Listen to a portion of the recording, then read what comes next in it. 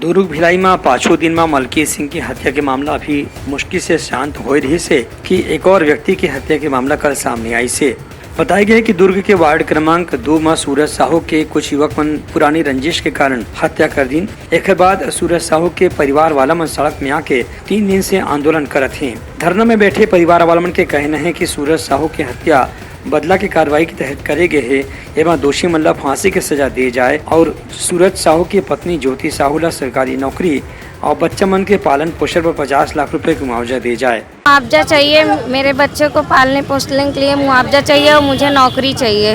50 लाख तक का है और नौकरी भी चाहिए मुझे। जब तक मांग नहीं पूरी की जाएगी हम यहीं बैठे रहेंगे, सब पूरी फैमिली वाले सब बैठे रहेंगे जितना लोग हैं।